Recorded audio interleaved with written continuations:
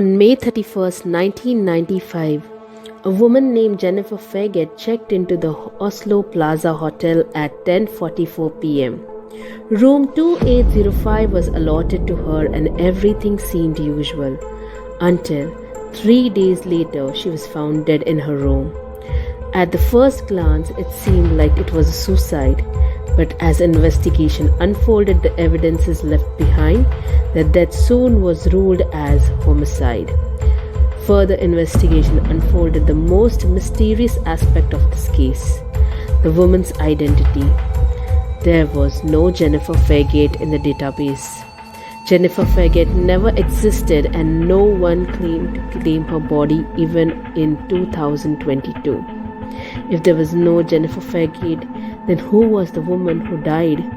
What led to her tragic demise? So many questions, but no answers. The mystery about the Jane Doe in room 2805 remains unsolved till today. So, let's unfold the events and try solving this case.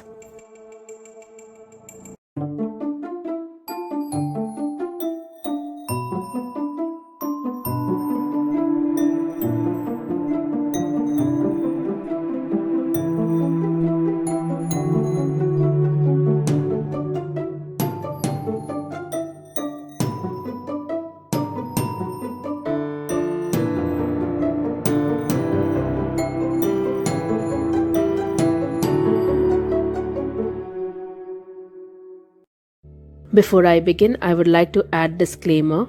All that I present is my amalgamated research from the internet. I have used the pictures for educational purposes only. Also, today's episode contains themes of gore, brutality, suicide, and along with it, authentic pictures from the crime scene. If you are sensitive to these subjects, you may leave and join me in another episode that you are comfortable watching. Viewers below age 16 are advised to watch the episode in presence of supervision.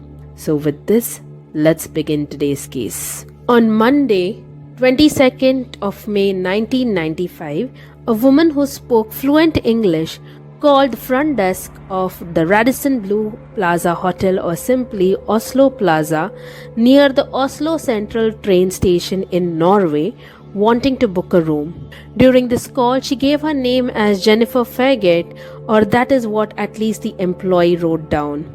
9 days later, on Wednesday, May 31st, 1995, she called the hotel again and told about her change of plans. She stated that she would be staying in that hotel for 2 nights and checking out the following Friday. During this call, the woman did not speak in English. Instead, she spoke in fluent German, and her dialect was that of the Eastern German side. During this call, Jennifer also informed the hotel that she would be arriving with another person, a Louis Fairgate, and the couple were from Belgium. That night at about 10:40 in the evening, Jennifer Fairgate arrived to check in. She had beautiful blue eyes, her dark hair was cut short, and she was wearing a long black leather jacket. The hotel was very busy at this time because the last 3 flights had recently landed at the airport and many people were checking in. There is something about this specific timing, especially if she had wanted to go unnoticed. This would have been the most ideal time for her to arrive. Now, one of the hotel employees, the one who checked her in, actually said that there was a long line at this point and everyone at the reception was busy checking in guests. Now, there are 2 different employees who remember seeing Jennifer Fairgate at the time of checking in, but their versions of hers are very different. The receptionist who checked her in was Sasha and the other person was Anson. Jennifer was given a form to check in. She was expected to fill the details such as a name, date of birth, address, phone number, and passport number. Now, the form itself had the names printed, Jennifer and Louis Fairgate, on it. And this was sort of like an information form that was given by the hotel once she had booked the room. But when signing this form, she signed it as Jennifer Fairgate, Fairgate, and not Fairgate, which she initially stated. She gave her birth date as August 28, 1974, which back then would have made her 21 years old.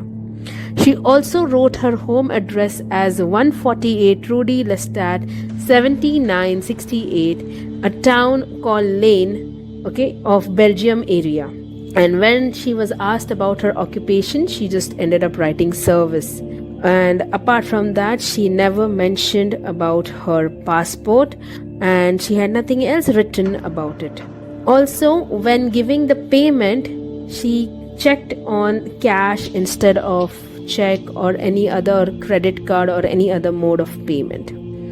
So, however, this was a 5-star hotel, and most hotels, even in 1995, required that people staying there put some sort of credit card on file for incidentals. Having your valid credit card on file ensures that the hotel won't take a hit for those aspects that you destroyed or ordered or didn't pay for. Oslo Plaza was no exception. It had these policies in place when the guest was checked in. They would need to provide not only a valid credit card but also a valid form of identification. But Jennifer Fairgate was never asked to provide either, and she was allowed to check into her room without giving any necessary information. Back in the day, there was a supervisor named Sasha and the assistant named Evie. They both remember seeing Jennifer when she checked in, but they believed that Jennifer was with a dark-haired man who was about 6 feet tall and appeared to be between 35 and 40 years of age.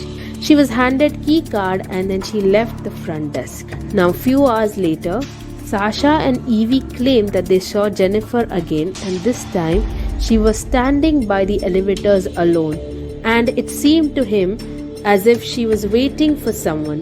Evie saw both Jennifer and the man that she had checked in with at the front desk, exchanging American money for krona, which is a Norwegian currency. Now, the key cards at the Oslo Plaza served two purposes. The first was obviously to allow the guests to check into their rooms, but the system of these cards was also able to track when a card was used to enter the room, and the log of it was kept. This wouldn't show every time the door was opened, it was only when the key card was sort of latched into the lock. So if someone was already inside and you knocked on the door and you opened the room, that wouldn't get logged on. The room was entered only twice. The night of the check-in, the first time that Jennifer checked in was around 10:44 p.m. so that got logged in, and the second time was around 12:21 in the morning. This could have been Jennifer entering her room after being seen by Sasha in the lobby by the elevators, or she could have been with an unknown male who allegedly would be Louis Fairgate, entering the room after exchanging currency. The key card wasn't used to enter room 2805 again until the next morning. Thursday, June 1st at 8:34 a.m. there was no sighting of Jennifer at the hotel that morning, and it's worth noting that there are no sightings of this unknown male ever again in the hotel. This same day, Jennifer approached the front desk and changed her reservation. Again, this time she switched her checkout date from Friday to Sunday, and she was given new key card. Once again, she was not asked to provide proof of identification or a credit card, and this is worth noting because she did not provide her credit card information or identification proof the first time, and she was let go back then, and this is the second time that was happening again. Her key card was used to enter the hotel room that Thursday morning at 8:34 a.m. and then after this, she extended her stay at the plaza, and her key card wasn't used to open the door again until the next morning, Friday, June 2nd at 8:50 a.m. Now, this could mean two things: that Jennifer left the hotel directly after going to the front desk and extending her stay, or she returned to her room and someone was already inside, opened the door for her, so she didn't have to use the room key. However, 2 housekeeping employees entered room 2805 using their key cards at around 12:44 p.m. that Thursday afternoon. So it was actually one senior housekeeping employee and another new employee. And now the senior housekeeping employee claimed that on Wednesday, the day Jennifer checked in, she kind of was instructed by Jennifer to prepare the room for only 2 people. She made sure that there were enough towels for 2 bathrobes, 2 duvets, 2 beds. And the housekeeping woman noticed on Thursday that despite being ordered 2, only one of the pillows seemed to have been used, and the second duvet pillow had been folded, sort of placed offside. So these women, they went about their business, they restocked the towels, and then they discarded the duvets, which was folded and placed in the closet instead of the bed. And this time, while the room was there, she noticed a pair of shoes which were very vibrant colors, and she said that she could remember the pair of shoes because she'd never seen something so jubilant. Now Jennifer, as we already know, had acknowledged the message, but she did not go down and make it right with the cashier. There was also a housekeeping employee named Karen who saw Jennifer walking down the hall in the direction of a room, and when the 2 women crossed each other, Jennifer greeted her good morning in English, and she immediately opened the door. She put a latch, and later on opened the door again, put a sign called "Do Not Disturb" and firmly closed the door again. So it is speculated that after this, Jennifer must have left the room and entered again, or someone else entered with a key card, because the last time the key card was ever used was shortly after this, and it was at 11:03. This far as we know, Jennifer never left the room alive again. At 8:06 p.m. in the evening on Friday, Jennifer ordered a bratwurst and potato salad from room service, and the employee Kirsten Anderson delivered it at 8:23 p.m. Kirsten knocked on the door and she rolled the food cart inside. Kirsten was able to make some observation while she was in the room, and she stated that the room was very neat and orderly, almost sterile, as if it hadn't been occupied or lived in much. When she saw the bed, Kirsten felt that it was not used much, and no one had slept on it since the housekeeping had been made inside the day before. It should have been like one day they have not gone, so it should be a mess, but it looked very pristine. Anderson also remembers seeing the wheeled suitcase in the room. Kirsten saw Jennifer was wearing a long skirt, but what took her attention the most was a large tip that she received from Jennifer, a 50 kroner note. Kirsten also remembers that Jennifer was not interested in small talk and the table was spotless. That same Friday night, someone in the room purchased something to watch on pay-per-view. Now on Saturday, another pay-per-view purchase was made. This time, the front desk sent another message to Jennifer's TV, urging her to contact the cashier about getting the credit card on file. And once again, the message was acknowledged, but Jennifer did not leave the room. Sometime between Friday and Saturday, someone in the room removed and drank 3 sodas from the minibar, a Coke, a Diet Coke, and an orange drink. Which is kind of strange because one person having so much soda is too much to consume.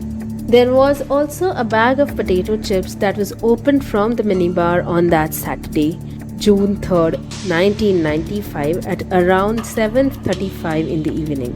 Around this time itself, another message was sent to the television of room 2805.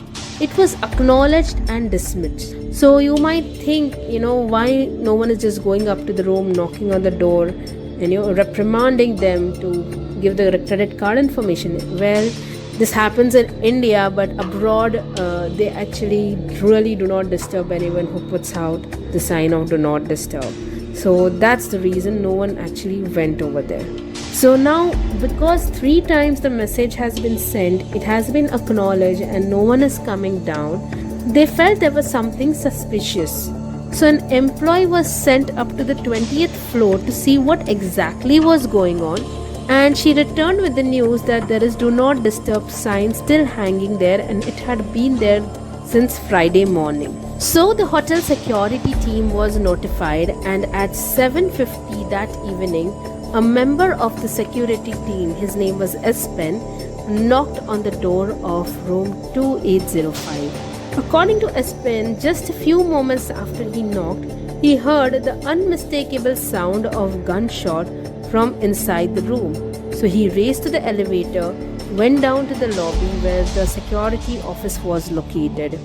The team then decided to call the Oslo police and give them the names of the people who were allegedly staying inside room 2805, Jennifer and Louis Fairgate. Well, it turns out that neither Jennifer Fairgate or Louis Fairgate ever existed. They weren't real people. The security supervisor went up to the room of 2805 at 8:04 p.m. using a spare key card. Now the security supervisor claims at this point that when he used his key card to enter, he realized that the door had been locked from inside. So once inside, the supervisor said that the room was dark, the television was switched on, but he really couldn't see. That is why he decided to venture deeper into the room. And once he did that, that's when he spotted the body of a woman lying on the hotel bed. She wasn't responding, and there was a strange smell in the room, a sharp, acrid smell. So he backed out of there, shut the door behind him, and called the police. The only time the room was left unguarded was the period between 7:50 and 8:04. That's about 14 minutes to be precise. No guest was allowed to check in or check out of the hotel or move anywhere. The hotel went into lockdown. The acrid smell that the supervisor described could indicate that Jennifer had died before that Saturday, and the supervisor was smelling the scent of decomposition. Now, acrid is a word that is used to describe an unpleasant, sharp smell. But even if Jennifer had died soon after the last sighting of her, which had been the morning, it's far more likely what security supervisor was smelling was that of gun, because body doesn't start decomposing within such less hours. In the room, Jennifer's body was lying in the bed, and the positioning of it was very strange. The majority of her upper body was on the bed, but her legs from knee were down, and they were off the bed, and the bottom of her black heel shoe were touching the floor in the right hand angle. And Jennifer was holding a 9mm Browning pistol, a semi-automatic handgun. Jennifer had died from a bullet wound to the middle of her forehead, and the handheld gun that she used to kill herself apparently was resting on her chest. But the way she was holding the gun was certainly out of the ordinary. The back of her gun, where you would lock it, it was pointing in the direction of a shoe, and instead of her head, her finger was on the trigger. She was also dressed in all black. Black dress, black shoes, black sheer stockings, black pair of bra, even black silky underwear, and she had simple gold ring on the middle finger on her right hand, the same hand that was holding the gun, and her left wrist she was wearing an Aqualand Citizen diving watch. Apparently there were 2 bullets shot. The first shot went through the pillow on the bed before going through the bed and the bed frame and ending up on the concrete floor beneath the bed. This was probably a test shot. The second shot was the bullet that went through Jennifer's head and which also ended up in the concrete floor beneath the bed, just about 3 inches away from what the police believe was the initial test shot. The pistol had been fully loaded. When it was being shot, it had about 9 bullets, and now there were only 7 left. What is strange that the first shot was that it seemed like the pillow had been flipped over and then it was tried and tested, and in the second shot the pillow was again flipped and again she must have taken the pillow onto her head and must have killed herself.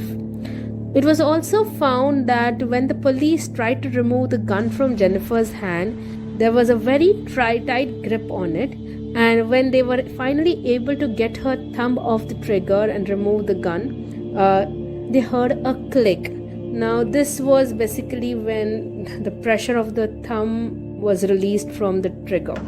Of course, there was blood splatter on the bedside, the table, the phone, what was located around, and there was blood on the wall and even some splatter on the ceiling and the floor, which were to her left. So there was a lot of blood splatter. Now, what the police found was near the bedside there was an attaché case, but the only thing inside this case were 24 more rounds of bullets, which would have given Jennifer total 34 bullets for her Browning pistol. Also, there was no blood on either of her hands, and later examination showed that there was no gunshot residue on either of her hands.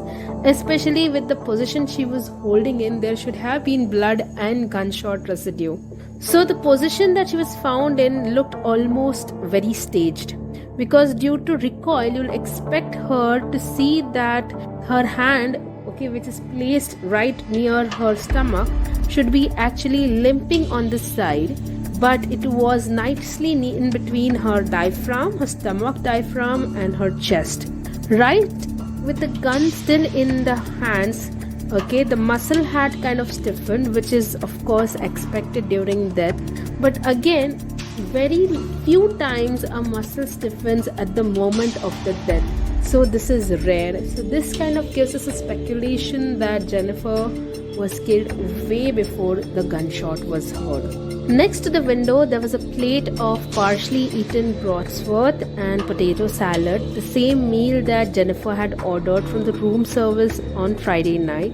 Now keep in mind this was Saturday night, but when the autopsy was conducted, the medical examiner and the coroner found undigested food in Jennifer's stomach, which was same that she had ordered on Friday night, which leads us to the conclusion that either she must have eaten stale food that very same day, just before she died, or probably she died on Friday night soon after finishing her dinner.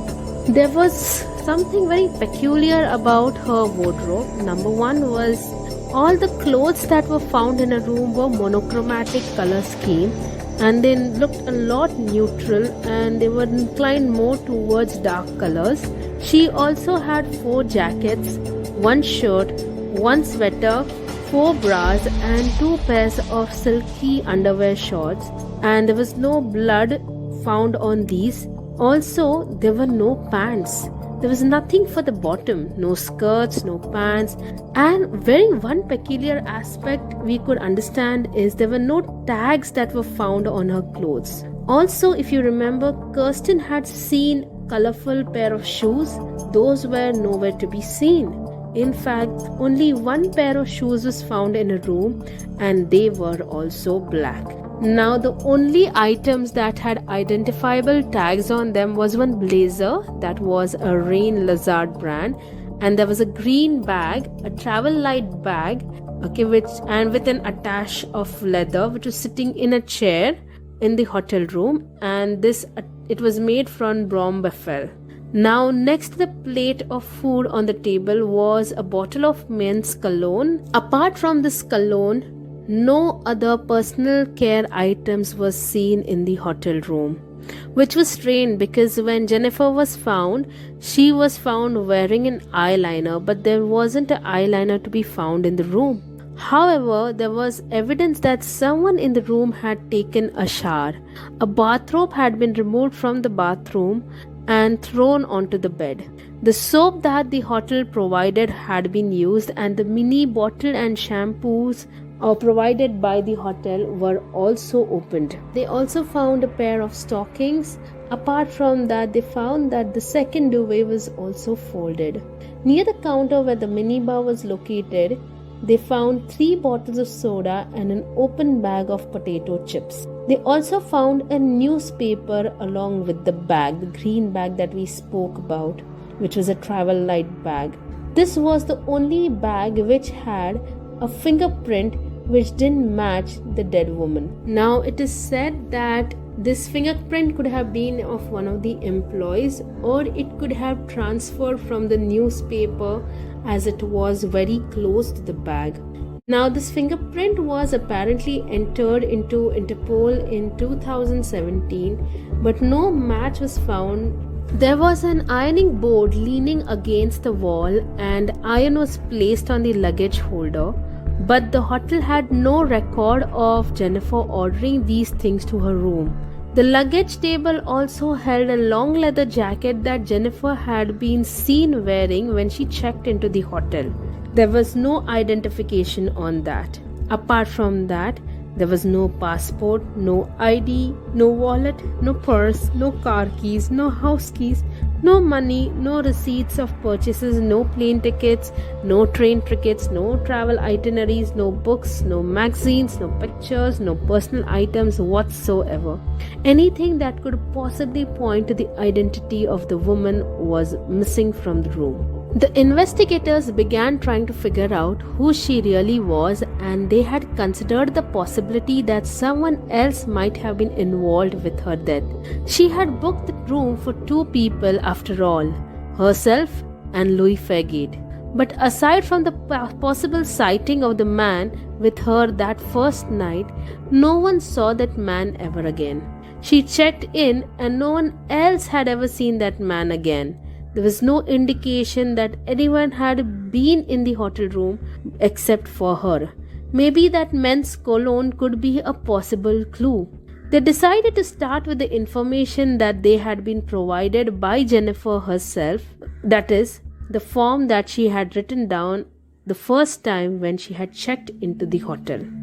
Her address, if you remember, was from a town named Verlaine, which existed in Belgium. Now here's the catch. This address does not even exist. They claim that the zip code does not exist. The phone number that Jennifer wrote down was not in service either.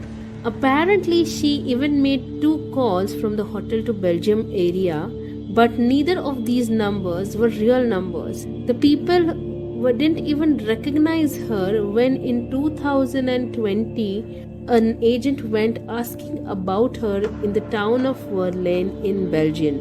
Also, she had written service in her company, but there was no company found by the name service. Maybe she wanted to say that she is into service, but they generally never accept the name as service. Some speculate that this woman, or let's call her Jane Doe, was from Germany.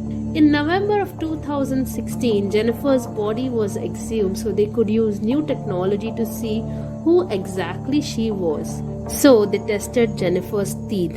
Now, there is one very peculiar thing that they found about Jennifer's teeth.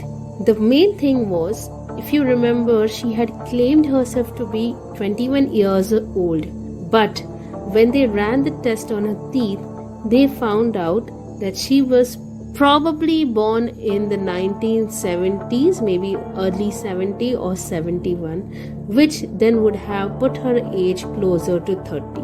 Now, how did they do that?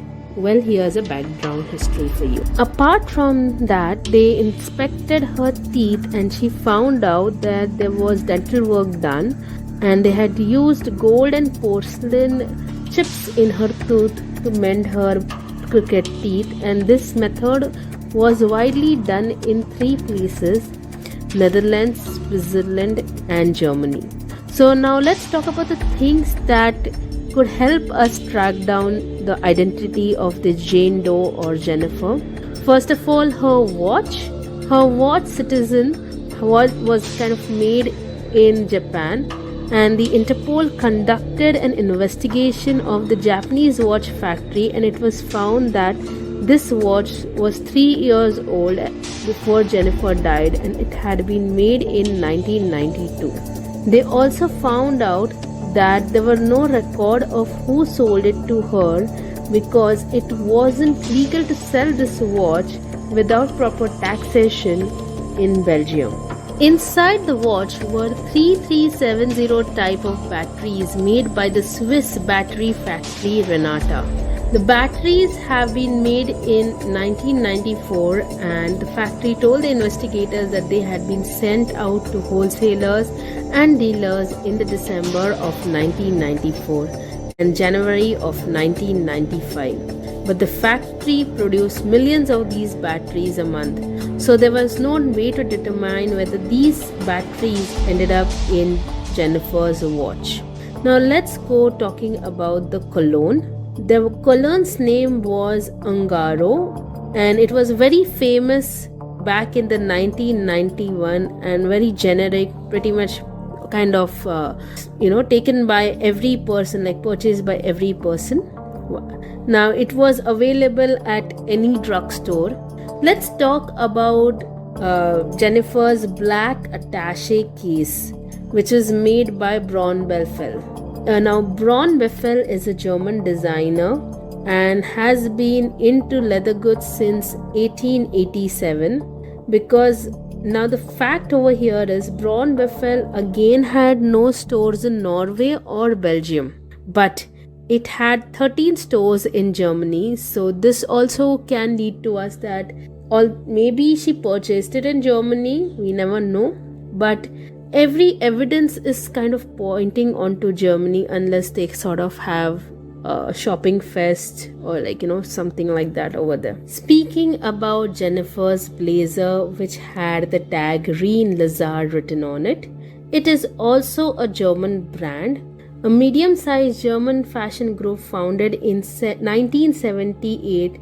They were located in Warrensburg. They made clothes. Now, Reen Lizard back then had no stores in Norway, neither in Belgium.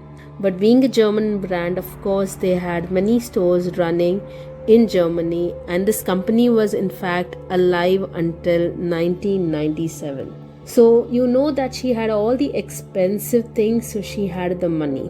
But when the body was found, where was the money? Now let's talk about the other guests who are staying on the 20th floor at the plaza around this time. There was room 20E803, which was the room next to Jennifer's, and this room was vacant at the time of the incident. 2801, which was next to the vacant room, was occupied by the Milborings, I think that's how it's pronounced, and they had not heard or seen anything worth reporting.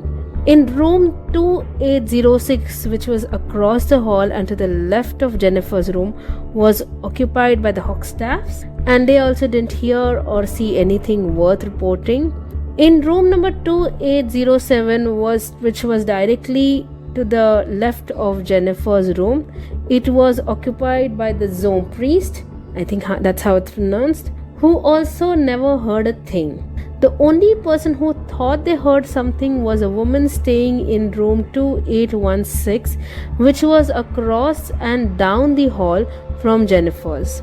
She claimed that in the middle of the night she was woken up by the sound of a door closing, like a very muffled thud, and she was the farthest room away from Jennifer's, and none of the rooms that were closer heard anything from Jennifer's room. Now, the room directly across Jennifer's room, that is room 2804, has a little bit more interesting story to it. The man who was staying there was tracked down, and it turns out that he was a Belgian businessman who was in Oslo for work. He had checked in on Friday and checked out on Saturday morning. The Oslo police never interviewed him, but when the management of the hotel found him, they realized that he didn't want to talk. He wouldn't open the door, and he told them through the closed door that he was not available to talk.